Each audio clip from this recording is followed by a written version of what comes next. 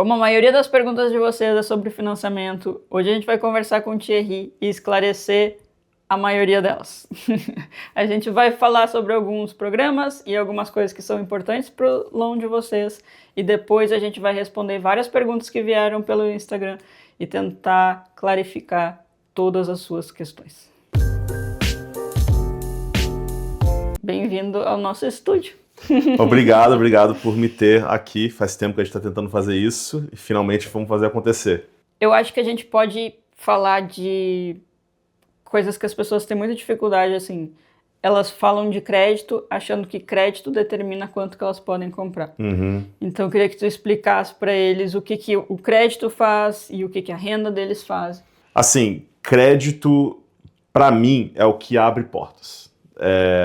O crédito não é a coisa mais importante de tudo, mas é o que vai determinar que tipo de financiamento que a gente vai poder conduzir, qual taxa de juros você vai ter, qual entrada você vai ter. Então, assim, eu diria que o crédito, se fosse colocar numa porcentagem, seria uns 30% do que você precisa para conseguir se qualificar. Sim. O que o banco sempre vai estar olhando é crédito, renda e ativo. Né? Esses são os três pilares que a gente está vendo: crédito, renda e ativo. O que o banco quer fazer é, ok, eu vou te passar um empréstimo. Como é que você vai me pagar de volta? Eu tenho que me certificar que a gente consegue e a gente acredita que você vai pagar esse financiamento. Eu acho que uma pergunta que sempre vem é qual a renda que eles têm que ter para começar a se qualificar? Essa é a pergunta número 1, 2, 3, 4 que eu recebo todo dia. Todo dia. Assim, depende muito da situação do cliente. Cada cliente vai ter uma situação totalmente diferente. Não existe... Tem muita gente que acha que tem uma tabela mágica que a gente vai olhar que fala assim, eu faço 10 mil por mês, então eu consigo X de financiamento. Não é assim. O que a gente está sempre calculando é o cálculo da tua renda em relação às suas dívidas. As suas dívidas atuais e a nova que você vai ter com o mortgage da casa. Então, assim, uma matemática que de padaria, tá? No melhor cenário possível, a gente vai conseguir qualificar o cliente por 50% da renda bruta que ela tem se ela é W2, ou da renda líquida que ela tem se ela é autônoma, se ela tem a própria empresa. Então, se a gente for por essa regra, se você recebe 10 mil dólares no W2 e você tem $1.000 por mês de pagamento entre cartão de crédito e carro, quer dizer que a gente tem 9 mil dólares ali, que desses 9 mil dólares a gente vai poder usar metade para ser uma parcela mensal de um mortgage. Então, 4.500. 4.500 hoje vai te trazer uma casa de uns 600 mil, mais ou menos. Então, assim, porque isso tem muito relação com a renda e tuas dívidas, o que você precisa de fazer de renda para se qualificar para casa X pode ser diferente do teu vizinho e do teu amigo. E isso também entra outros componentes, entra qual que é tua pontuação de crédito, porque isso que vai determinar a porcentagem da tua renda que a gente pode usar. Eu falei 50% na melhor hipótese possível, mas tem pessoas que a gente só pode dar 30%, 40%. Então, existe uma análise de crédito que tem que ser feita sobre isso.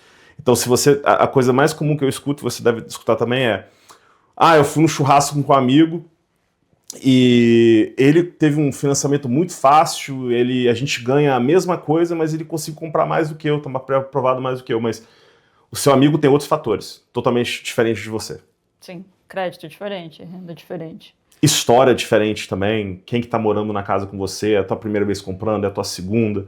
Assim, tem também a narrativa do negócio. Sim, tudo influencia. Com certeza. Outra coisa, o que é considerado dívida? Porque às vezes eu pergunto para as pessoas, você tem dívida? Eles falam, não, só pago, né, conta de luz, conta disso. E aí depois falam, não, e também tem um carro. Assim, a dívida geralmente vai ser o que o banco vai ver, tá? Então, a gente sempre vai puxar o crédito da pessoa. Então, se a pessoa tem cartão de crédito, tem pagamento mensal ali, tem um collection ali, alguma coisa que aparece no crédito, isso vai entrar na conta do que a gente chama de dívida. Uma coisa que a gente sempre checa também você tem alguma dívida com o IRS, federal, não estadual. Ah, tenho porque eu estou devendo, sei lá, $15 mil. Ok, você vai quitar ou você vai parcelar? Se você for parcelar, a gente vai usar o número da parcela nessa matemática de renda. Agora, isso geralmente é como a gente vê a dívida. Se a gente olha seus extratos bancários e a gente não identifica nenhum pagamento de cartão de crédito que não está no crédito, se a gente identificar alguma coisa que está fora do crédito, do que a gente tem que ver, que pode nos levar a imaginar que é dívida, vai ser questionado. Então, o que acontece muito você viu um exemplo desse outro dia, que a gente estava falando. Apareceu um cartão de crédito, um pagamento de um cartão de crédito no extrato de um cliente nosso, que a gente teve que explicar, isso aqui é uma dívida ou não é. E aquilo ali, na verdade, era uma conta conjunta de uma pessoa que nem estava no financiamento, e essa pessoa tinha um cartão de crédito e estava fazendo pagamentos. Isso foi explicável e tá ok, não era uma dívida do nosso cliente, era da esposa do cliente. Então, a gente já viu também pegar um extrato bancário e ver um pagamento recorrente a uma pessoa ou alguma companhia, e aí a gente tem que descobrir, isso aqui é uma dívida que você tem, isso aqui é um pagamento esporádico, isso aqui, o que isso é? Sim. E já pegamos contratos ali de, eu comprei uma maquinária que não aparece no meu crédito, mas está lá no pagamento. Então, assim, na pré-aprovação, o meu trabalho da minha equipe é tentar analisar se você tem alguma dívida que está fora do teu crédito que te atrapalharia e analisar maneiras de que aquilo ali talvez não atrapalharia você na hora que você tem uma oferta aceita. Ótimo. Falando em pré-aprovação, eu gostaria que tu explicasse o que é a pré-aprovação e por que ela é importante, porque no Brasil normalmente as pessoas vão e acham uma casa e aí aplicam na Caixa para ver se conseguem financiamento. Uhum. Eu sempre explico, aqui é diferente, a gente começa ao inverso. Eu gostaria que tu explicasse para eles como funciona. Claro. É uma coisa muito cultural até, eu acho, né? Todo mercado tem uma coisa cultural diferente. Então, assim, a pré-aprovação é a parte, eu diria, principal para um comprador, porque eu sempre uso esse exemplo aqui para simplificar o que a pré-aprovação faz, mas eu acho que é um exemplo prático. Se você tem que ir para uma festa que você precisa de um sapato novo, você não consegue ir com um sapato, você não tem um sapato para essa festa, e essa festa você tem que ir, e você vai para o mall, para o shopping para procurar esse sapato, ou você vai ter o dinheiro cash para pagar, ou você vai usar um cartão de crédito, né? Se você for ir sem cash e sem cartão de crédito, o que você vai fazer lá? Nada, só olhar. Você vai experimentar, você vai olhar, a pessoa que está te vendendo o sapato vai te responder várias perguntas, você vai sair de lá com mãos vazias. Sim. Agora, quando a gente está falando de uma casa assim, a grande maioria dos primeiros compradores, de investidores, eles acabam financiando uma grande parte, se não a maioria, se não um pouco, desse imóvel. Então, como que você vai ofertar numa casa se você não sabe o seu poder de compra?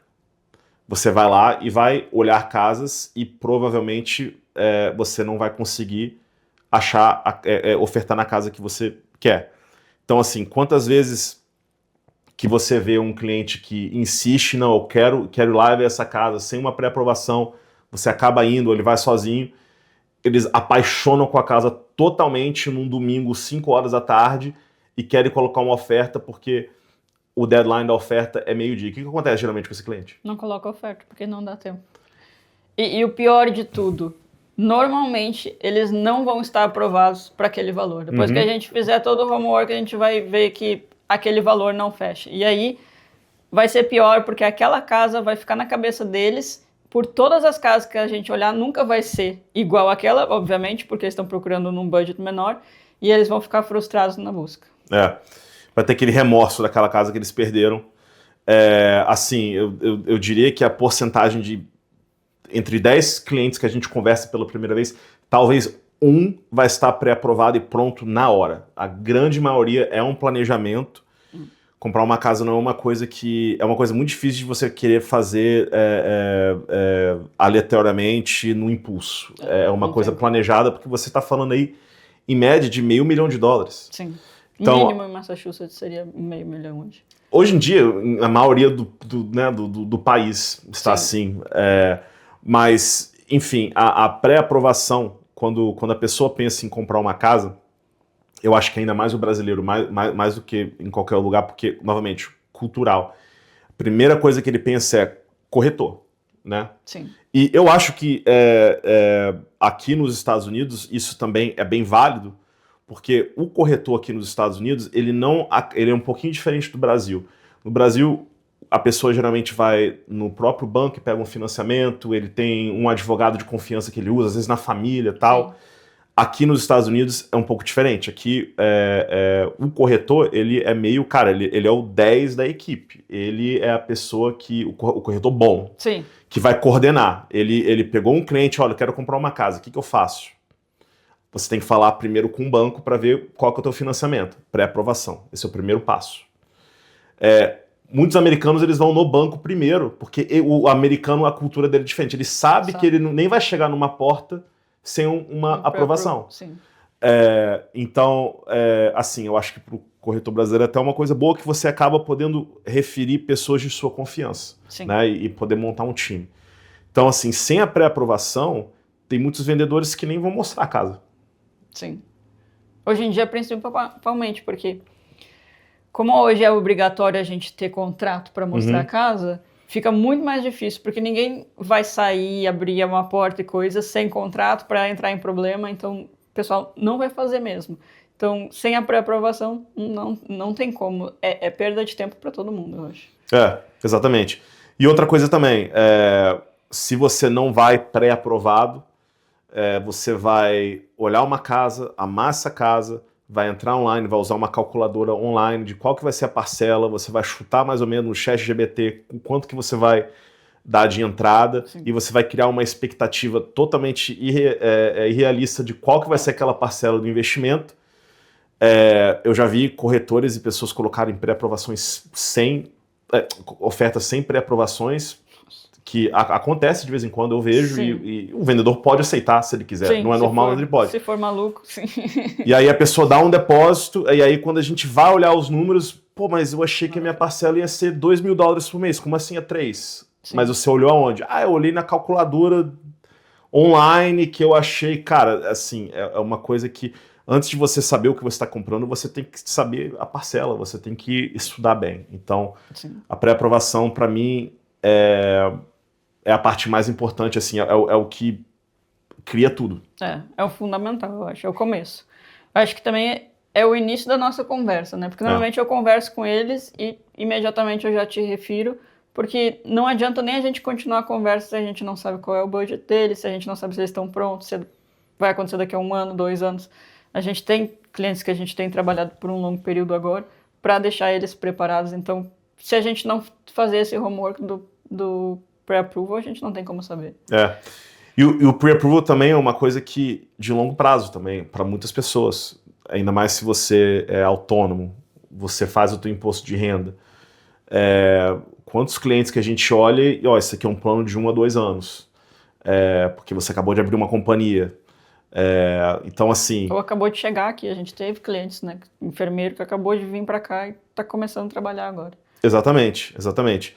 Então, assim, sempre tem uma solução, mas tem um caminho para se chegar. Eu acho que o que as pessoas mais pecam é não ter a paciência, não ter a resiliência e não ter a disciplina de escutar o profissional e fazer. A gente já teve inúmeras conversas com clientes que a gente colocou o plano inteiro, depois de 1 ou 2 anos vem falar com a gente e tá na mesma estaca, não fez nada. Não fez nada. A gente faz uma lista, faz isso, daqui a 1 ano você tá pronto. Volta daqui a 1 ano, mesmo, o que era mesmo para fazer? Então, eu vejo que são poucos clientes que realmente eles pegam e seguem a linha. E essa é a parte mais importante, eu acho. Não é só conversar com a gente. Tem muita coisa que tem que ser feita do lado do cliente, e o cliente realmente tem que tem que fazer, porque a gente só pode ir até a metade, a gente não compra a casa para ninguém. A gente só instrui, né? Sim. Quem tem a caneta é o cliente, quem vai assinar é o cliente. Mas assim, do mesmo jeito, a gente tem também várias histórias positivas de pessoas que a gente olha, você tem que fazer isso aqui, fizeram no último detalhe possível e toda vez deu certo. Sim. Né? Sim. Se segue um plano, dá certo. Com certeza. Para aquelas pessoas que estão pensando agora em começar o processo para comprar uma casa, qual a dica que você daria? A primeira dica e a mais crucial é você pesquisar com quem você vai trabalhar. Então, o corretor certo, o lender certo, o advogado certo e o corretor de seguro certo. Você realmente pesquisar se essa pessoa tem credibilidade, se ela tem um histórico de trabalho com sucesso, e que você se sinta confortável pessoalmente conversando com essa pessoa, porque esses profissionais vão ser o seu braço direito. Existem muitos profissionais no mercado que ou não têm muita experiência ou não são sérios, e aqui a gente está num país onde as coisas, ainda mais quando a gente está falando de compra de casa e financiamento, são muito transparentes. Então, para você trabalhar com um profissional que preza a transparência, vai ser muito fácil você ver se está sendo transparente ou não. Tomara que esses profissionais sejam a gente que você escolha, mas, assim, para mim, essa é a primeira dica, é se informar. Com quem que eu vou trabalhar e aonde eu estou. Um diagnóstico. O que eu preciso de fazer hoje para chegar onde eu estou. Essa é a minha dica, assim, número 1.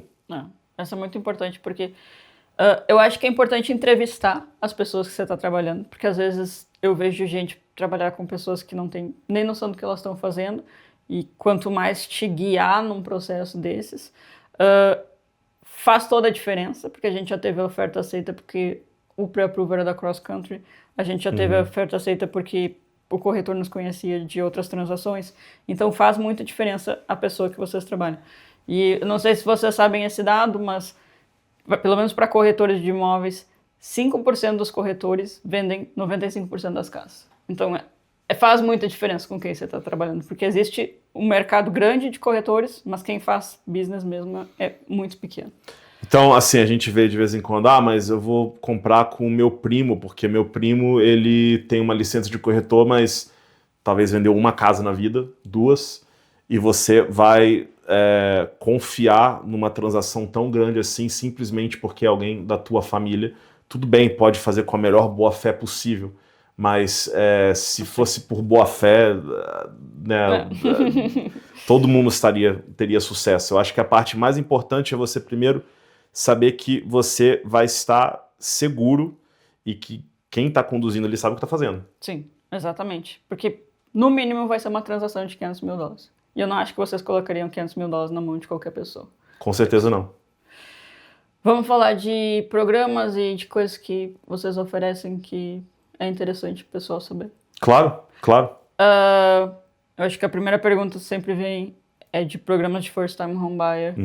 A gente tem a FHA Convention, você quer falar um pouquinho? Sim, claro. Assim, o primeiro comprador sempre vai ter mais vantagens do que um investidor, uma pessoa comprando pela segunda, terceira, quarta vez. É importante a gente distinguir um comprador que tem o social e que tem um status com uma permissão de trabalho ou green card do cidadão, ou o cliente que está trabalhando, financiando com o IT number e não tem um status migratório. Vai ter uma diferença entre os dois em questões de valores de entrada, parcelas e taxa de juros, né? Então, assim, com social, por exemplo, e custo de fechamento, né? Realmente o preço de aquisição. Para uma pessoa que tem um social, a gente tem programas de financiamento, assim, depende um pouco do seu estado. A grande maioria dos estados tem programas estaduais onde você consegue ter uma assistência com esse investimento que muitas das vezes você acaba conseguindo comprar com 0% de entrada. Cada estado vai ser diferente. Massachusetts, onde a gente está, por exemplo, tem um que se chama Mass Housing, que a minha equipe está ficando cada vez mais profissional nesse financiamento, onde você consegue um empréstimo, além do empréstimo principal de comprar a casa, você consegue aí de 25 a 30 mil dólares, onde você pode usar para o que teria que ser uma entrada e custos de fechamento. Tá? Agora, não é todo mundo que se qualifica para ele, porque há restrições de limite de renda. Essas restrições estão melhores hoje do que já foram no passado. Hoje, dependendo do county de Massachusetts que você estiver comprando, se for aí Essex, Suffolk, Middlesex, se você estiver fazendo aí até quase 200 mil dólares por ano, você consegue se qualificar para esse benefício. Que é uma renda boa. É uma renda mais alta do que da média. Sim. 135% acima da média, na verdade, da área. Em Worcester County, você tem que até uns 130 mil dólares, esse é o limite. Então, assim, essa é a primeira coisa. A gente tem que ver se você se qualifica. Se você não se enquadra nesse tipo de financiamento, outros financiamentos para primeiros compradores vão começar a partir de 3% de entrada para comprar aí uma single family, um apartamento. E se você estiver comprando uma multifamily, que é o que a gente aconselha, se você puder começar com uma multifamily, começa a partir de 3,5% de entrada, pode ir até 5% de entrada, vai depender aí de vários fatores que a gente analisa especificamente para o cliente. Agora, com o IT Number, tá? Um pouquinho diferente. Com o IT Number, entradas começam a partir de 10% de entrada, tá? Mas que novamente, é um programa específico de vocês, né? Existem, para ser justo, existem outros bancos que também oferecem 10% de entrada, mas eu acho que o nível de processamento que a gente tem do próprio processo do financiamento é muito mais simplificado do que outros bancos têm para o 10% de entrada. O que a gente vê é que a maioria das pessoas acaba optando por dar 15% de entrada em vez de 10% com o ITIN. Por quê? 10% de entrada você tem que ter toda a tua renda declarada e documentada. A grande maioria das pessoas que são autônomas, elas tentam colocar o máximo de gastos possível no imposto. E aí quando a gente mostra para a pessoa, olha, você tem que fazer X para se qualificar para tanto, essa dívida que ela vai criar com o IRS, ela é quase equivalente a você dar uma entrada de 15% de entrada, que a gente pode olhar somente os seus movimentos de extratos bancários e não precisa de olhar um imposto de renda. Sim. 1 ano de extrato. 1 ano de extrato, exato. E isso vale para single, family, multifamily, condomínio. Então, assim, as entradas vão variar um pouco para o cliente, mas essas são as entradas, assim, de uma maneira geral, mínima que você consegue hoje em dia. Vamos voltar no mass housing, que eu tenho 2 restrições quanto a isso e eu acho que é importante salientar para as pessoas. A primeira coisa o mass housing para mim é um processo muito difícil de trabalhar e não é qualquer pessoa que sabe fazer. A gente teve um cliente que fez e a lender dele desapareceu no meio do processo e o programa que ele estava para terminar, na verdade terminou depois que ele teve a oferta aceita. Então se ele não tivesse aquela oferta aceita mais, ele não conseguiria mais. E até eu tive que pular na história, eu tive que encontrar quem era o gerente daquela lender para poder finalizar o processo. Foi, assim, um caos. E realmente, porque é muito difícil, eles pedem muito documento. Então, para mim, se você faz isso com qualquer pessoa desconhecida, é horrível. Mas eu sei que vocês estão se especializando, e a gente já conversou várias vezes sobre isso, que vocês estão tornando esse processo muito mais fácil para as pessoas, porque vocês sabem exatamente o que é necessário. A segunda coisa é que a gente trabalha muito ensinando as pessoas a investirem, fazer o house hacking, né? Compra a tua primeira casa com 13,5%, 5% e vai para a próxima. E o mass housing, ele causa uma restrição nisso. Eu queria que tu explicasse para as pessoas qual é essa restrição. Sim, tem prós e cons com esse financiamento do mass housing. O pró, com certeza, é que você consegue entrar numa casa praticamente com nada do bolso.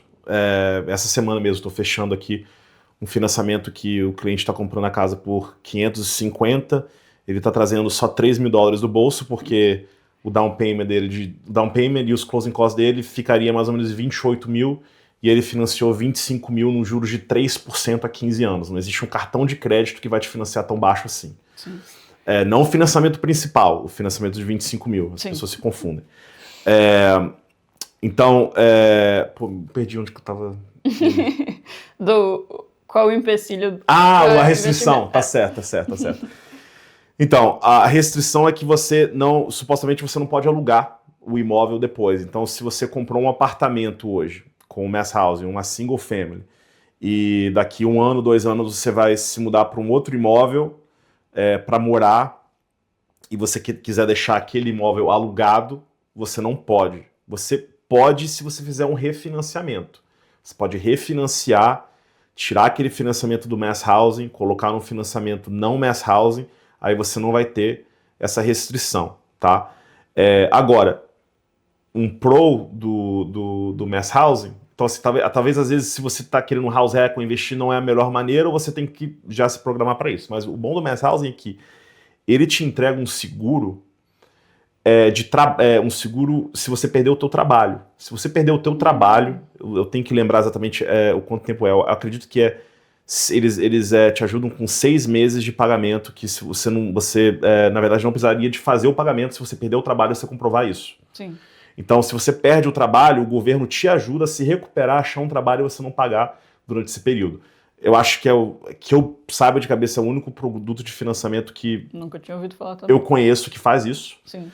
É um seguro do mass housing que eles fazem, justamente por ser um financiamento virado a incentivar a comprar casa.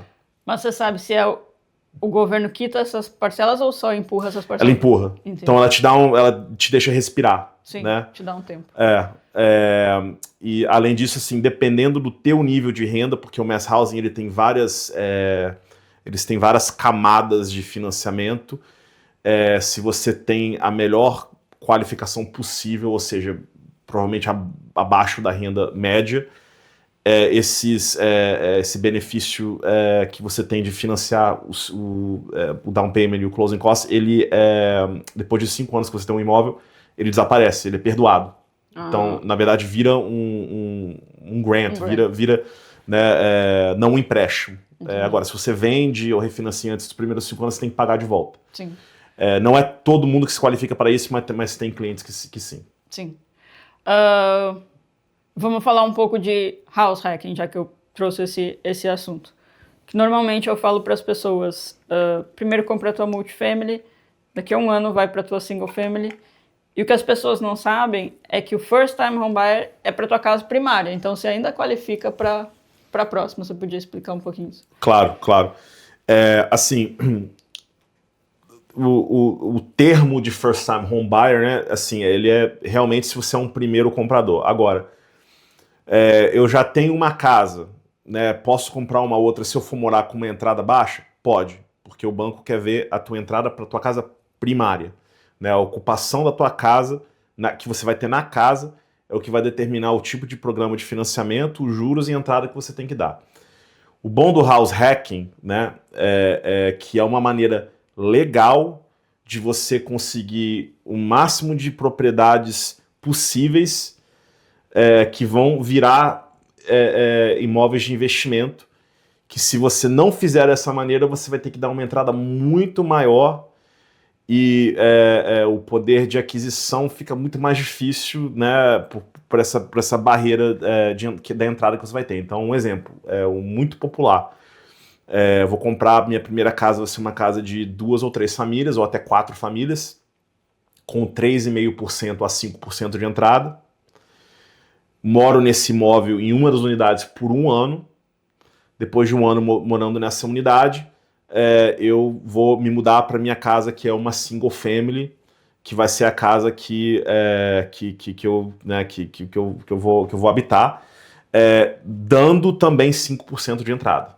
Então eu vou sair daquilo ali, vou dar 5% de entrada e vou deixar aquela multifamily alugada. Aquela multifamily vai te dar um lucro logo? Não. Você dá uma entrada muito pequena, a tua parcela vai ser alta, você provavelmente vai aí, a casa vai se pagar se você tirar um pouco de um lucro. Mas é o que muitos não têm paciência nesse jogo, que é o longo prazo. né? Se você pensa em investir na Bolsa de Valores e você pega uma quantia e coloca na Bolsa de Valores, você não vai ver um retorno agora. De repente você vai até ver o seu dinheiro derreter.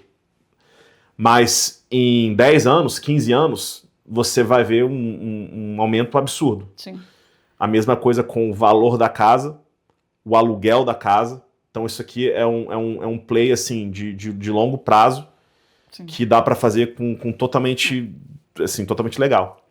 A minha sugestão até é pegar a primeira meio caída, assim, que você possa dar uma reformada e ter um force appreciation nela, porque ela vai começar a valorizar, mais rápido fica para você poder refinanciar, tirar o PMI, e aí começa assim, dar um cash flow naquela, ou até demora um pouco para te fazer um cash out daquela casa, mas vai te formar um portfólio que está gerando equity com o tempo, e aqui a gente sabe que valoriza muito as casas. Te dou um exemplo, que eu acabei de pensar aqui de um cliente meu de uns 2, 3 anos atrás. Ele deve ter os seus 45 anos agora. Quando ele tinha aí os seus 30 e pouco, ele ainda era solteiro. Ele comprou uma casa de multifamília, não comigo, que eu não estava no mercado ainda. Ele comprou uma casa de multifamília com uma entrada pequena. E há uns 2 anos atrás, essa casa está quase quitada. Ele deve, acho que ele deve 150 mil na época, e ela já está valendo aí 700 em Lowell, essa casa de 2 famílias, ou 3. E aí, os filhos dele, ele tem 3 filhos. Um estava fazendo 18, o outro tinha 17 e o outro 16. O que isso quer dizer? Faculdade. Vai ser uma atrás do outro. Sim. E o plano dele sempre foi, aquela casa vai pagar a faculdade. Mas você acha que ele vendeu essa casa? Não vendeu essa casa. Ele devia 200, a casa valia 700, ele pegou 200 mil, então agora 200 que ele devia, ele pegou mais 200, ele deve 400 na casa, pegou 200 mil vivo, sem pagar imposto, porque é um empréstimo. Sim. A parcela dele ainda é mais baixa do que os aluguéis, então ele ainda está fazendo dinheiro com a casa, e essa casa vai pagar a faculdade dos 3 filhos, o inquilino que está pagando as faculdades dos filhos dele, sim. E essa casa aqui, ele mantendo ela, daqui 15, 20 anos vai ser herança dos filhos dele, talvez para eles fazerem a mesma coisa. Sim. Com uma casa. Sim, exatamente. Imagina se você tem mais, você fica Exatamente. comprando várias. E essa é a dica que a gente fala. E eu falo que, dependendo do nosso mercado, eu lembro que eu vendi uma casa em 2019 em Worcester, que era de 3 famílias, que ele comprou no FHA, e ela já tinha muito cash flow na época, porque ele pegou um juro super baixo, 2019, juros era baixo, e a casa dele valorizou, ele só arrumou um dos apartamentos e botou laundry. A casa dele, ano passado, ele refinanciou por $700 mil, a mesma casa. E ele comprou por quanto? 330. Nossa! Então, ele foi bem antes da pandemia que ele comprou, então ele pegou todo aquele boom da pandemia sem ter feito muita coisa na casa. Com certeza foi uma apreciação um pouco fora da curva. Exatamente, não quer dizer que vai acontecer sempre, mas você só vai ter os benefícios de coisas fora da curva quando você investe em imóvel. Ele se colocou naquela posição. Exatamente. Né? Quando várias pessoas eu falei, investe em Worcester está crescendo. E as pessoas falavam, não, Worcester é horrível, isso e aquilo. Mas vê, ele tirou um dinheiro que os outros que ficaram dizendo que não comprariam lá não tiraram. Pode continuar horrível, mas o dinheiro dele tá lindo, né? Exatamente. Às vezes não é sobre ser bom o lugar, é sobre investir no lugar certo. Exatamente. Então, a gente falou de first time home buyer, compra casa, já tem um portfólio com 2, talvez 3, e agora vai comprar casa de investimento. Qual o melhor financiamento que você tem para casa de investimento hoje? Como é que funciona? Precisa olhar imposto? Então, para o investidor, primeiro assim, o investidor, se ele tem um crédito decente e ele tem uma entrada boa, eu diria aí 15 a 20% de entrada, assim, as possibilidades são muitas de você comprar. Porque a gente não tem o mesmo desafio quando a gente está planejando um primeiro comprador a comprar a tua primeira casa, em termos de ter que olhar a renda, ter que consertar a renda, tal, que a gente tem com o investidor, porque o investidor está comprando o ativo para alugar ele. Então, supostamente, se você tem o dinheiro para comprar e você tem um crédito, a casa vai se pagar, então para o banco isso já é o suficiente.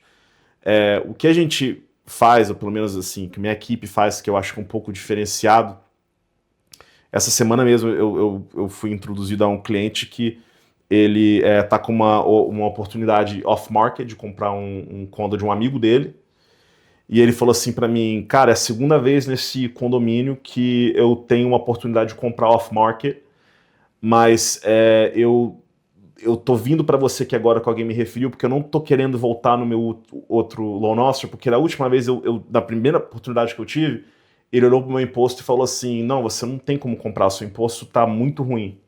Você tem que fazer isso no teu imposto, tal. E ele falou, eu tinha, tipo, 30% de entrada para dar, bom crédito, mas eu só não tinha um imposto com bastante lucro.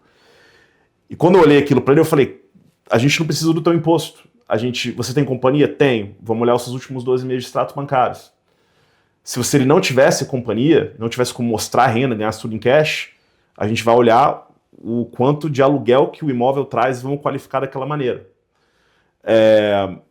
Ele não precisa de fazer o imposto. Quando eu falei isso para ele, ele falou, cara, agora eu tô com mais raiva ainda do outro banco, porque eu perdi uma oportunidade há 2 anos atrás por uma coisa dessa.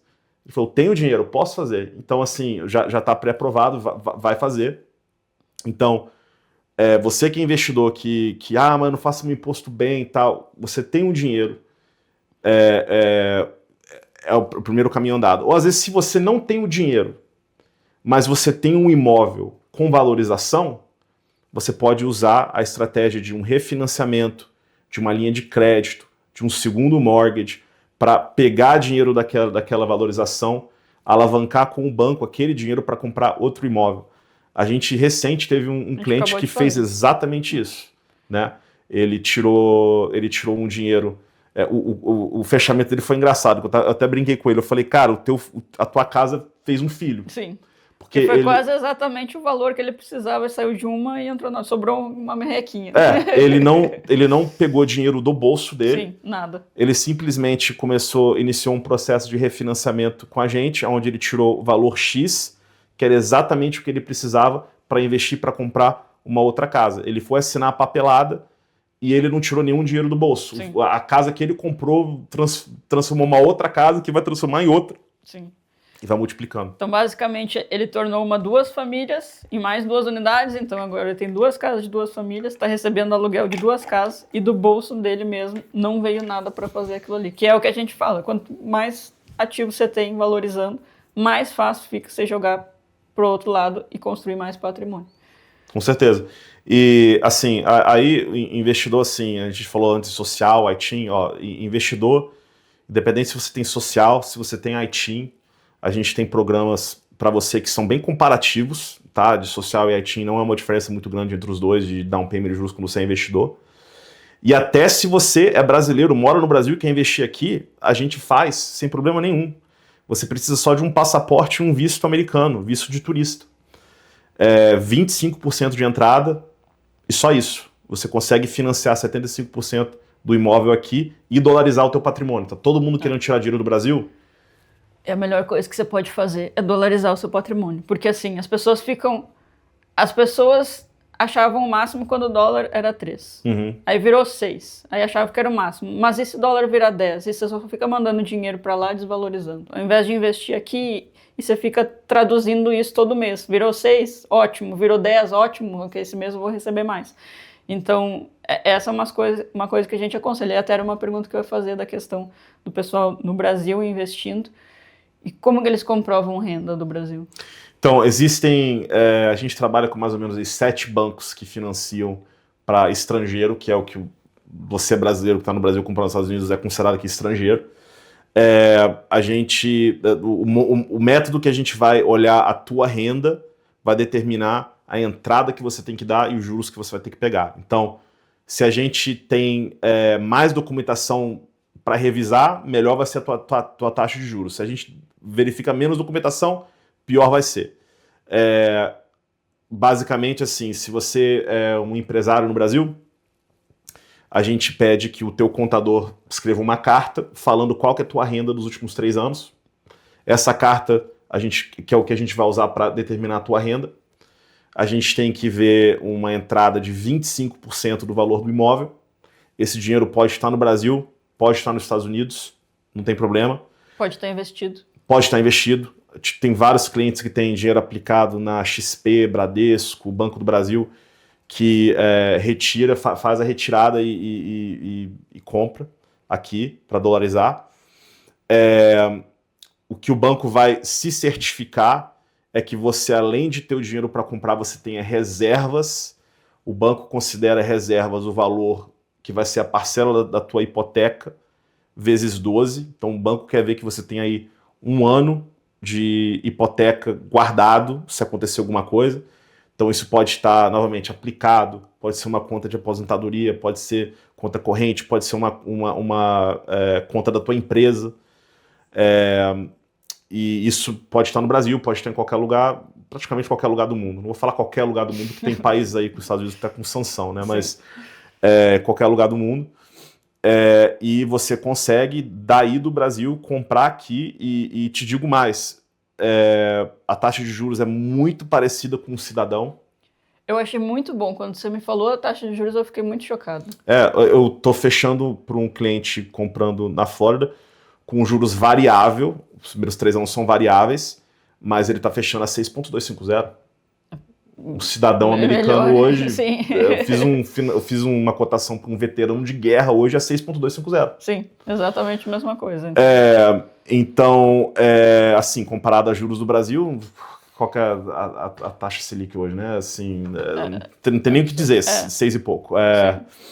Então, você consegue ter essa vantagem e, além disso, você como corretora sabe, se você entrega uma carta de pré-aprovação para o vendedor, onde ele vê que o cliente está dando 25% de entrada, que ele está dando uma entrada alta do próprio bolso e financiando menos, o quão mais competitivo que ele fica. Muito mais competitivo. E é uma coisa interessante até, porque assim, como a gente participa do processo de qualificação, de financiamento e tudo, a gente sabe que hoje em dia o processo para aprovar num first time home buyer, ele é tranquilo também. Obviamente, todos os processos existem chances de não dar certo, mas eles são tranquilos também. Mas tem esse estigma que as pessoas acham que quanto mais dinheiro colocar, mais fácil fica de ser aprovado. Então, a oferta de vocês sempre fica mais forte. Quanto mais dinheiro vocês colocarem, as pessoas vão ver aquela oferta com outros olhos, de mais fácil a gente finalizar essa venda vai acontecer. Que muitas vezes, isso é um estigma, porque muitas vezes não é a verdade. Né? Exatamente. Eu já tive financiamentos que a pessoa praticamente não estava tirando dinheiro nenhum do bolso, foi a coisa mais tranquila do mundo. E tive financiamentos que a pessoa estava financiando 20% da compra porque precisava e que o financiamento foi um inferno. Sim. Extensão, explicação, assim, isso não quer dizer nada. É um estigma realmente, mas é o jogo, né? Então, a gente não vai mudar a cabeça da pessoa. É que nem FHA. Eu não acho difícil uma casa aprovar no FHA, mas muitos listing agents acham que, porque até uma que a gente ia colocar oferta agora, ela cismou que não passaria no FHA, não tinha nada que indicava que ela não passaria no FHA. E aí ela aceitou uma oferta que era convencional. Então, até isso, assim, às vezes a gente vê, sabendo que dá certo, que funciona, mas às vezes a outra parte não vê que vai ser tão fácil assim como a gente assim, eu te dou um exemplo meu. Quando eu era corretor, antes de ser lender, eu lembro que o primeiro negócio que eu fiz foi um FHA, e a casa tinha uma escada que a tinta estava meio que saindo, estava descascando, né? Chama de peeling paint. E eu lembro de conversar com o lender na época, falando, mas tem uma tinta ali que está descascando e tal. E o lender não falou nada muito sobre isso. Eu escutei o pessoal do meu office colocando medo sobre isso. Cara, eu contratei um amigo meu para pintar a escada antes do appraisal ir na casa. E aí ele pintou tal, aí não deu nada. Mas hoje, quando eu penso com experiência, cara, eu nem teria feito aquilo. Porque assim, se vai precisar de consertar alguma coisa ou não no FHA, quando o appraisal ser feito, o appraisal vai chegar para você e vai falar, olha, tem uma parede ali que precisa ser consertada, tem que ter um corrimão ali que tem que ser colocado, coloquem que eu vou voltar aqui para aprovar. Sim. Coisa pequena. E às vezes os vendedores não aceitam uma oferta, ou corretores representando o comprador se omitem de colocar uma oferta porque acham, mas aqui não vai dar efeito porque tem uma coisinha ali. Cara, coloca, se der, a maioria dos nossos clientes ou vão pintar eles mesmos, ou vai ter um tio, um primo que vai lá pintar e vai resolver. Exatamente. A gente sempre conversa isso com os clientes. Você está disposto a fazer alguma coisa, se for coisa pequena? Porque até quando a gente passa essa informação para o proprietário, a gente teve um até, foi ainda melhor. Ele nos ligou, ele conhecia, a gente não tinha trabalhado com ele ainda, mas a gente tinha trabalhado com outros corretores naquela mesma imobiliária, e aí ele disse assim, a oferta de vocês é muito boa, só que a gente acha que tem umas coisas que não vão passar na frente. Ele disse assim, o proprietário não tem problema arrumado, ele paga, só que eu não tenho um contractor de confiança que vá lá fazer, se aparecer alguma coisa. Vocês conseguem alguém que vai vir aqui rápido? Eu disse, com certeza, isso aí não vai ser o problema. E aí foi o que aconteceu, voltou, e eram pouquíssimas coisas, pintar 2 janelas, trocar uma madeira que estava podre. E aí na próxima semana a gente já arrumou tudo, o appraiser voltou e passou, o seller mesmo pagou, disse que não tinha problema em pagar, e a gente continuou a venda. Então, tipo assim, muitas pessoas teriam dito, não vai passar por causa disso. Mas era tão pequeno que custou muito pouco também para ele. E custaria muito mais para ele, porque, tipo assim, era a melhor oferta. Sim. Às vezes, mas tinha uma oferta com $5.000 a menos. Se ele gastou, sei lá, 500 até $1.000, mas ele pegou $5.000 a mais, no final ele tá fazendo mais dinheiro, Exatamente. vale a pena. Sim. Então, é aquele negócio de experiência, né? Se você deixa essas coisas não levarem você para frente, você tá perdendo dinheiro pro teu cliente. Sim, exatamente. É falta de comunicar as possibilidades também. Você quer falar daqueles 3, 2, 1, alguma coisa assim? De buy down? Pode ser. Então, assim, na verdade, o que a gente está vendo muito hoje em dia é seller credit, né? Uhum. Em Massachusetts, em algumas partes do estado, tá um mercado para comprador. Sim. Não todos. Sim. Até eu vou explicar uma coisa nesse sentido, porque a gente está vendo muito, assim. E até os clientes ficam meio chocados, porque um dia eles colocam oferta numa casa e tem 20 ofertas, no outro dia eles colocam em outra e não tem nenhuma oferta. E aí eles estão me perguntando, mas por que está acontecendo isso? Eu acho que a gente chegou a um mercado que, por causa que o juros está alto e tem alguma instabilidade econômica também, os buyers ficaram muito picky. Então eles querem a casa que está perfeita, que está pronta, que eles não precisam fazer absolutamente nada. Uhum. As casas que são dessa forma, elas estão voando. Todo mundo quer colocar a oferta naquela mesma casa. As casas que não estão perfeitas, e às vezes é pouca coisa. A gente mesmo tinha um conto para vender que era uma paredinha que bloqueava o espaço na cozinha que ninguém gostava dela. E por isso não tava vendendo. Então às vezes é pouca coisa que os nossos clientes conseguem lidar com muita facilidade, porque a maioria deles é contractor. Então, assim, às vezes é renovar um banheiro, alguma coisa assim que é simples, ou uma pintura, que as pessoas estão vendo assim detalhes pequenos que elas não querem e a casa está ficando lá. Qual que é a vantagem da casa estar ficando lá? Agora a gente tem chance de negociar. O que a gente, nos últimos anos, que a gente não viu nada disso, que na pandemia tinha que entregar teu primeiro filho e tudo para ter uma oferta aceita. Uhum. Agora você voltou a ter possibilidade de negociar em coisas que não são completamente perfeitas. Não acho que vai durar muito tempo, vai durar até os juros cair, mas é um momento de aproveitar, eu acho. É oportunidade. Exatamente. E aí vocês oferecem coisas que ainda dá para aproveitar mais em cima disso, eu acho. Eu te dou um exemplo que aconteceu essa semana. Isso foi na Flórida, disclaimer, tá? Mas isso aqui dá para fazer em Massachusetts também, novamente. Depende da cidade que você está comprando, da área de quão competitiva a casa tá. Mas esse cliente viu uma casa que estava no mercado há, acho que era 2 ou 3 meses. Se eu não me engano, eles estavam pedindo, sei lá, 550 mil. Ele ofereceu 530, foi até um pouco abaixo. Mas em vez de ele pedir para pagar 500 mil na casa, eu falei para ele, olha, pede, se o vendedor quer chegar, ele tá pedindo 550 e ele vende para você por 530. O bottom line dele é que ele quer receber 530 mil, né? Então, oferece os 550, mas pede um desconto de $20 mil. O que é esse desconto de $20 mil? Na documentação da venda, a gente vai falar, ó, o valor oficial que ele está comprando é 550, mas ele está dando um rebate, ele está dando um crédito de 20 mil. Então, esses 20 mil é descontado do que o vendedor vai receber. Então, o vendedor vai receber 530. E esses 20 mil dólares a gente pode aplicar ou para os custos de fechamento do cliente ou para comprar os juros do cliente, ou uma combinação dos dois. Nesse caso específico, o cliente estava comprando com financiamento FHA, que já tem juros um pouco mais baixos, e a gente conseguiu pegar esses 20 mil dólares e tirar ele de uns juros que seria aí 6,5% para 5%. Então, um cliente comprou em 2025 uma casa com juros de 5%, que é um juros de 4 anos atrás. Sim.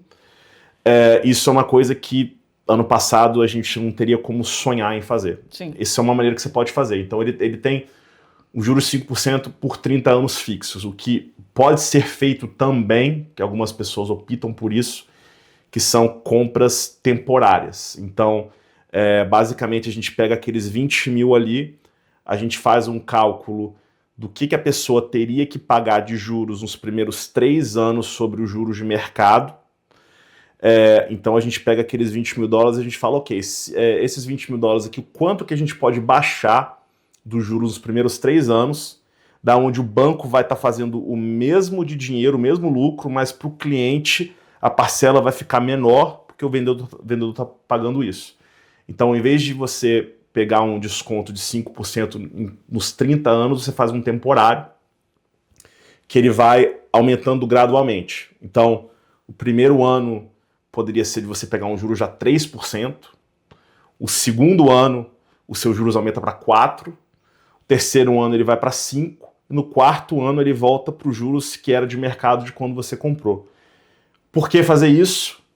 Isso aqui é a gente tentando prevenir que nos próximos 3 a 4 anos as taxas de juros vão abaixar numa média que é dos últimos 100 aí de 4% e pouco, que as coisas vão voltar ao normal, e você refinancia para um juros de mercado quando isso acontecer, e esses primeiros 3 anos a tua parcela ficou baixa, porque quem pagou por esse desconto foi o vendedor. Você pode fazer dessas duas maneiras.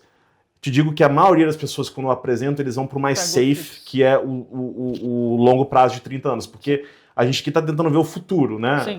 Vai diminuir, mas vai que não vai. Sim. Né? Sim. Não correr o risco, já pega uma coisa menor. Então, assim, é oportunidade que realmente faz tempo que eu vejo aparecer. Sim, faz tempo que eu não via também. Eu acho que a gente tá fazendo um agora, né?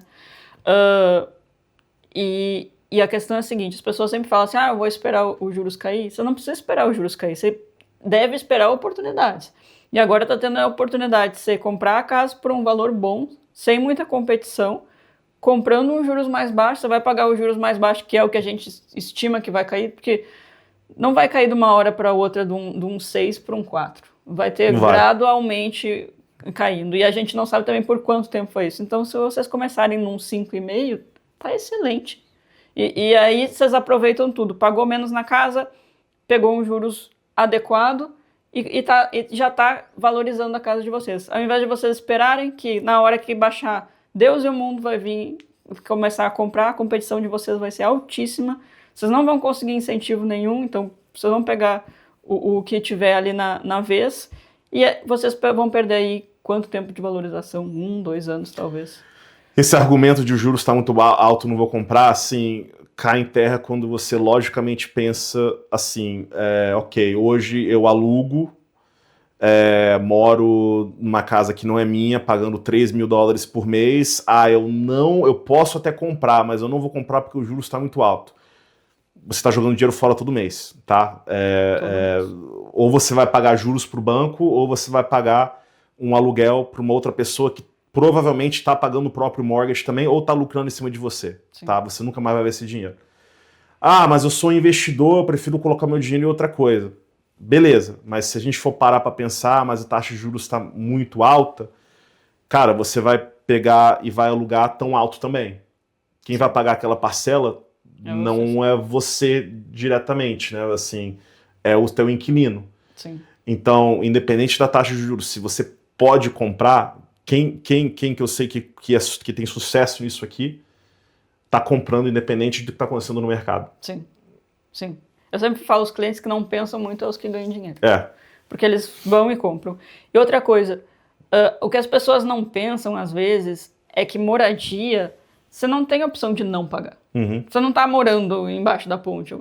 Ou você paga um aluguel, ou você paga um mortgage. Você pode escolher. Ou você está dando 6% e pouco. O que está hoje nos juros? 6,5%. 6,5% para o banco. Ou você está dando 100% para o proprietário da tua casa. A conta nunca fecha. Se os juros fosse 30%, ainda ia valer a pena comprar. E tem circunstâncias, né? Pô, sei lá, moro na casa dos meus pais de graça, tem uma mulher que eu moro de graça. Não, beleza, talvez você não precise comprar agora, você não está pagando nada. Mas então, junta esse dinheiro para investir. Exatamente. Né? Mas todo caso tu está generalizando, mas a maioria das pessoas estão nessa situação, né? Sim. Tem algum outro programa que a Cross Country oferece hoje que você acha que é interessante, que o pessoal não conhece? Sim, um que vem à mente, assim, até mais de um, mas é um que... Fala dois, então. Um que a gente já estava fazendo, mas a gente está fazendo mais ainda, que veio essa semana. Nem falei para você sobre esse programa.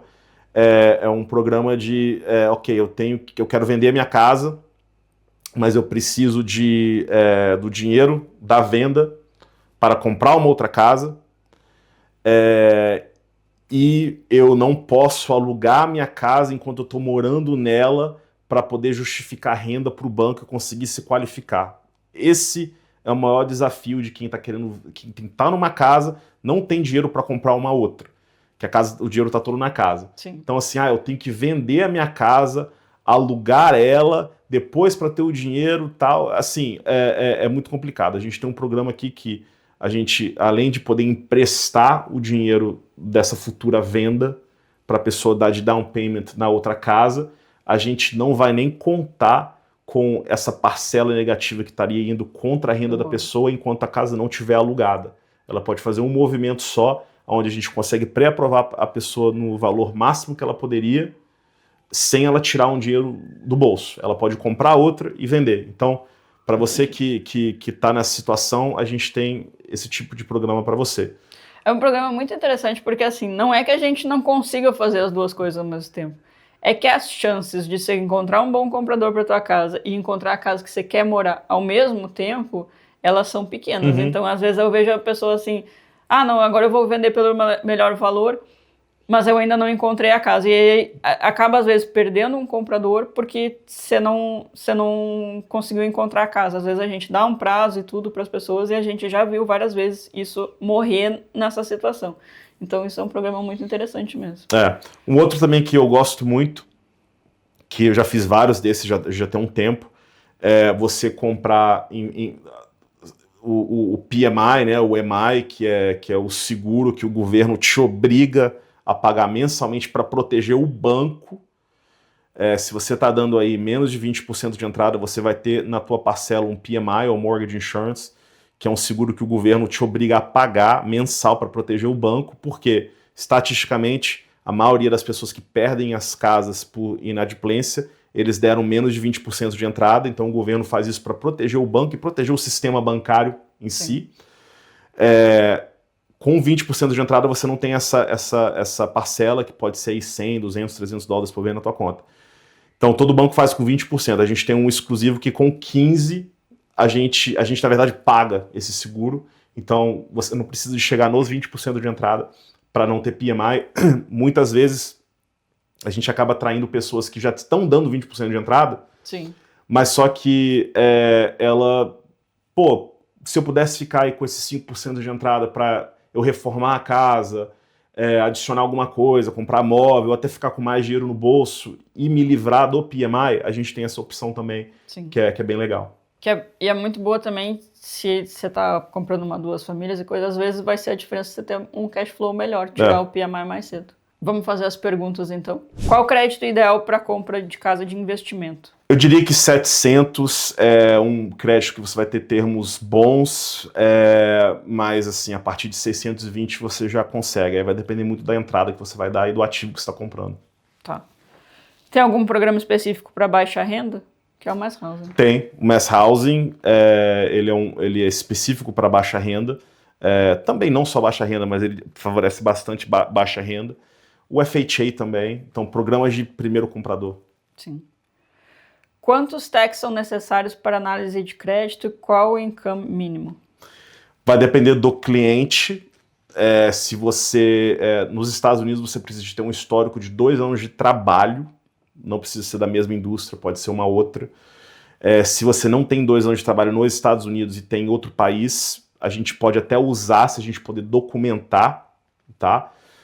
Eu fiz outro dia um do Haiti. Ele trabalhava no aeroporto do Haiti, a gente conseguiu documentar, ele está 6 meses nos Estados Unidos, pré-aprovamos. Se você é funcionário, a gente vai olhar os seus contra-cheques e os seus W2. Se você é empresário, a gente precisa de pelo menos 2 anos de impostos de renda para a gente poder te qualificar. A outra pergunta era? Qual o income mínimo? O income mínimo volta naquilo que a gente falou mais cedo, né? Que isso vai ser relevante ao teu nível de dívida, pontuação de crédito e o valor da casa que você está comprando também. Não é uma coisa tabelada para todo mundo. Sim. Quais documentos essenciais e é necessário status? Os documentos essenciais sempre vão ser identidade, documentos de renda, isso sendo imposto de renda, extratos bancários ou contra-cheques. A gente vai sempre olhar extratos bancários para ver ativos, para ver o que você tem de dinheiro. A gente vai precisar do seu social ou ITIN para ver o teu crédito. E não precisa de status, você não precisa de status para comprar, mas o seu status vai determinar o tipo de financiamento que você vai ter, a entrada que você vai dar e a parcela que você vai ter. Tem um assim que não é muito direcionado ao teu, mas toca também, então eu vou perguntar. O que o seguro cobre e se está incluso no financiamento? O seguro da casa, se você está financiando, você é sempre obrigado a ter um seguro. Um seguro deve cobrir você aí de alguma tragédia acontecendo na tua casa, fogo, alagamento, alguma coisa mecânica da casa. Isso é bem específico para um segurador, um corretor de seguro, né? Mas sim, isso é incluso no seu mortgage. Você não precisa de ter seguro se a casa é quitada. O governo não te obriga a fazer isso. Outro dia mesmo eu vi um cliente que tem uma casa há anos quitada, que ele não tem seguro na casa dele. Mas se você financia, o banco te obriga a pegar um financiamento, ele te dá os parâmetros mínimos de proteção que você precisa de ter, e isso vai estar incluso no teu mortgage. Consigo financiar com 1 ano de W2 e outro de 1099? Consegue, sem dúvida. Tem que ser na mesma linha de trabalho? Exato, aí vai depender, né, do que a gente está falando. De 1099 para W2 é mais fácil porque você, sendo W2, sendo funcionário, você tem um pouco mais de estabilidade para o banco. Se você é um empresário, a tua empresa acabou de começar e você tem 1 ano, você tem que mostrar um histórico de estar naquele tipo de trabalho para você mostrar para o banco que você vai ser bem sucedido e dar um tipo de segurança para ele. O 1099, ele não necessariamente... Se você está indo de 1099 para W2, você não necessariamente precisa estar no mesmo tipo de trabalho. O 1099, ele vai ser usado, no mínimo, como uma evidência de histórico de trabalho. E o W2, ele vai ser olhado especificamente para o que você faz, como você recebe e a estabilidade e probabilidade desse salário. Ótimo. Quem paga os closing costs? Quem compra ou quem vende? Na verdade, os dois pagam, né? O comprador tem closing costs dele e o vendedor tem closing costs dele. Isso é uma resposta que varia muito de estado, tá? Em Massachusetts, por exemplo, o comprador ele não paga o imposto de transferência do cartório de vendedor para o comprador. Quem paga é o vendedor. Na Flórida, por exemplo, é compartilhado. Tem construtoras na Flórida que eles obrigam o comprador a pagar ele inteiro. Em outros estados também são um pouco diferentes isso. Agora, o vendedor sempre vai ter os custos de cartório dele, o comprador também. Geralmente o comprador tem mais custos do que o vendedor. E isso também pode ser negociado. Você pode, como a gente estava falando, você pode pedir para o vendedor pagar para você esses custos de fechamento. Agora, isso é uma coisa se isso vai poder ser negociável, se você tem um poder de negociação ou não, dependendo de quão competitivo aquele imóvel tá. Eu sempre falo, não é qualquer imóvel e não é qualquer mercado. Tem mercado que você pode esquecer negociar. Cada casa vai ser um caso. Né? Quais os FIIs normalmente o comprador paga quando financia? Assim, voltando um pouco para custo de fechamento, né? Além da entrada que você vai ter que dar, o banco vai financiar uma porção, você vai trazer uma outra porção do teu bolso, a gente vai ter os custos de fechamento, isso pode variar de banco para banco, tá? Diria que aí 90% dos seus custos de fechamento, 80, 90, vão ser diretamente do cartório ou advogado que você está usando. São custos que o banco ele vai estimar para você no começo, para você ter uma ideia do que você vai estar gastando, mas realmente isso tem muito a ver com o profissional de advocacia que você vai usar, ou dependendo do estado, de título, tem estados que não é advogado. O que o banco pode cobrar, ele pode cobrar um processing fee, um underwriting fee, é muito comum isso, é uma maneira do banco cobrar um fee de você para basicamente ter renda, para ter suporte, staff, para trabalhar com você e processar o teu financiamento. O que eu vejo muito são bancos tipo online, que tem pouco staff, eles podem ser um pouco mais baratos nos fees do que, por exemplo, um banco que trabalhar comigo, por exemplo, a gente tem um processing fee, um underwriting fee, só que a gente traz algo muito diferente para a mesa, que é o nosso serviço, e a gente precisa de staff para isso, precisa de pessoas inteligentes e ágeis para isso, e elas têm um custo.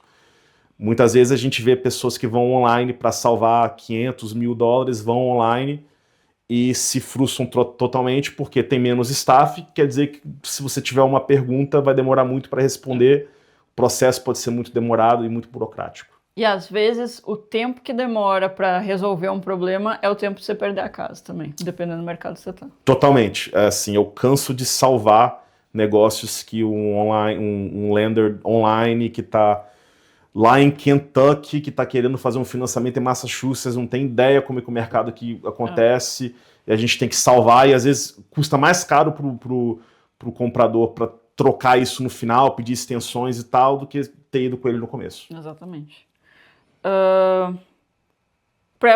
Pré-approval ou pré-qualification? Qual a diferença? Boa. A pré-qualificação, se eu sentar com você aqui agora e te perguntar qual que é o teu crédito? Meu crédito é 700. Qual que é a tua renda? Minha renda é X. O quanto de dinheiro que você tem no banco? Eu tenho X no banco. Ok, você está pré-qualificado para uma casa de 500 mil, toma aqui uma carta de pré-qualificação, ou eu verbalmente te pré-qualifiquei. Note que foi tudo verbal. Sim. Eu não olhei nada, né? Isso é uma pré-qualificação. Uma pré-aprovação, eu tive essa conversa, te passei uma lista de documentos, você entregou para mim, eu revisei com a minha equipe, com o meu banco, e a gente olhou e viu, olha, realmente tudo que está aqui é sólido, você está pré-aprovado para esse financiamento, dali para frente, se a pré-aprovação foi bem feita, justamente você achar a casa que tudo vai ser atualização de documento tal, e que deve ir bem. Então, uma pré-qualificação é uma coisa muito rasa, só para você ter uma ideia do que você talvez pode acontecer, mas assim, eu canso de conversar com clientes, falei, fui pré-qualificado no meu banco por 800 mil, ok, beleza, agora vai lá pegar o financiamento. E não consegue. Sim. Eu acho que muitos desses online são basicamente isso, você preenche um monte de resposta, eles te mandam uma pré-qualificação, e a verdade é que os listing agents que sabem o que estão fazendo não vão aceitar aquela pré-qualificação. A gente mesmo teve de Rocket Mortgage que tem a reputação bem duvidável, e a gente disse, se você não pegar um pré-approval de um lender local, a gente não vai aceitar a oferta. E é o que normalmente acontece. E também, não quer dizer que essa pessoa vai se dar mal, eu já vi financiamentos que deram certo com online lenders, mas assim, cara, 50-50, você não sabe. Pode dar muito certo, mas também pode dar muito errado. E quem tá vendendo não quer correr risco, que é o que é garantido, né? Vale a pena usar mortgage broker ou ir direto ao banco? Olha, a minha opinião, e lógico que a minha opinião ela não é neutra, porque eu não trabalho num banco específico, tipo um banco Bank of America, TD Bank, um banco tradicional, onde você pode ir lá fazer uma conta. Eu trabalho num banco que faz somente financiamentos de casa, a gente não faz mais nada além do que isso. Além da gente emprestar o nosso próprio dinheiro, a gente é parceiro de centenas de bancos, dos maiores bancos de financiamento dos Estados Unidos, então a gente tem um leque de opções para clientes como outros bancos não têm. O que acontece é o nível de preparo para alguém que trabalha fazendo financiamentos, como um mortgage broker, um mortgage loan officer, que é licenciado e treinado para fazer isso, é muito maior do que você ir no seu banco local, no teu gerente local. As regras nos Estados Unidos para bancos, um banco como o Bank of America, TD Bank, um banco tradicional, por ele ser um banco de uma instituição muito grande e reconhecida, os profissionais que fazem financiamentos lá, eles não precisam ser licenciados e eles vão somente trabalhar com você baseado no treinamento que ele teve da corporação dele. Então, corporações grandes como, eu estou usando o Bank of America como exemplo, mas bancos assim, eles têm escritórios em todos os lugares com gerências diferentes. Você pode ir numa gerência ali em Everett, que todo mundo é maravilhoso, e você pode ir em uma em Saugus que você odeia, porque vai de gerência a gerência, né? É uma corporação muito grande. Então, o que a gente geralmente vê é uma falta de preparação para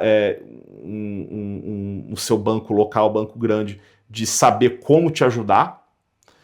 E também, eles têm um volume tão grande de pessoas pedindo informação para eles todo dia, que naturalmente, como ser humano, se você chega lá com um caso muito complicado, eles, eu vou te responder, esquecem de você, e eles vão favorecer para a pessoa que está lá, assim, totalmente perfeita, que eles vão trabalhar logo. Sim. Além disso, eles vão ser muito limitados com os tipos de financiamentos que eles vão oferecer, porque eles fazem de tudo, eles não se especializam naquilo ali. Então, se você talvez é um primeiro comprador, que tem tudo certinho, crédito perfeito, renda perfeita, tal, você chega lá, se encaixa, pega um juros legal, tal, beleza. Agora, você que não sabe como fazer uma declaração, o imposto não está, o crédito não está muito bom, não tem todo o dinheiro, não sabe a ideia, precisa de uma orientação melhor, você não vai ter vez lá. Certeza. Eu até tive um caso assim que o cliente estava usando um banco e ela precisava de uma documentação do cliente, ele não sabia como pegar a documentação. E ela não queria parar o tempo dela para instruir ele como pegar a documentação. Eu que tive que fazer, ligar para ele e explicar. E sorte que era uma coisa que eu sabia como fazer, porque se fosse outra coisa, o loan dele estava perdido, porque ela não tinha esse tempo para dedicar, para ajudar ele a chegar lá. E a gente faz justamente isso, por isso que eu tenho um staff, porque preciso de uma documentação, preciso disso, mas como é que eu pego? Às vezes a gente pega para o cliente, vem aquele escritório que a gente pega para você, tal. Você não vai ter isso de um banco local, até que eles falam que vai ter, não vai ter. Não tem. E eu acho que a qualificação deles para solução de problemas não existe. Porque se tiver algum problema, eles não sabem e não vão atrás também de resolver. Eu acho que é esse o maior problema desse tipo, o banco. É muito assim, vou pegar um cartão de crédito, foi aceito, não foi aceito, desculpa se não foi aceito. Com uma casa não é assim. Você colocou todos os seus sonhos em comprar aquela casa, tá se mudando, tá com tudo pronto. Não deu certo, desculpa. Se for um cartão de crédito que você não tem nada comprado, você vai ficar bravo, mas nem comprei. Sim. Mas aqui você parou de comprar. E é muito transacional. O que a gente faz, a gente entende que tem a psicologia, tem uma pessoa por trás daquilo ali. Sim, 100%.